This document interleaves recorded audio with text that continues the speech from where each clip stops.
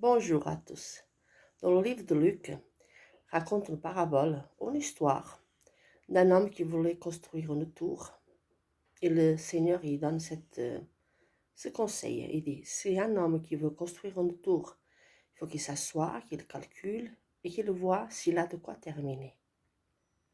Bien souvent, nous, autant chrétiens, on fait des bêtises, on se trouve mal avec nos finances, parce que tout simplement, on se lance dans des choses sans avoir calculé d'abord le coût.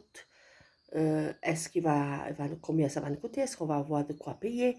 Est-ce qu'on va avoir de quoi terminer cette prestation, par exemple? Et bien souvent, on dit, ah, on va par la foi. Alors que le Seigneur nous donne des instructions. De d'abord calculer, de voir.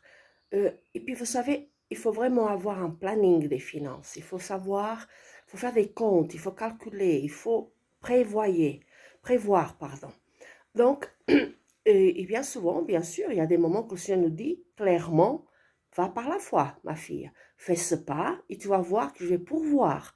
Ça, c'est différent. Mais il faut qu'on écoute vraiment la volonté de Dieu, la voix de Dieu. Et bien souvent, ce n'est pas pour notre ego. C'est pour bénir des autres. C'est pour l'œuvre de Dieu. C'est pour être une bénédiction pour notre personne. Je suis contre les richesses? Non, pas du tout.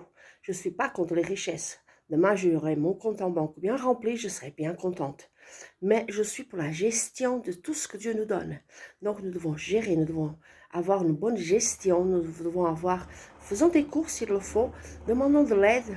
Nous avons des gens qui sont compétentes pour ce genre de choses et pour nous aider à rentrer dans cette prospérité qui est tant parlée, mais c'est une prospérité qui est réfléchie, qui est calculée, qui est gérée d'une façon intelligente. Je vous souhaite une très bonne journée et puis asseyez-vous, calculez et voyez si vraiment vous avez de quoi terminer. Soyez bénis. Une bonne journée à tous.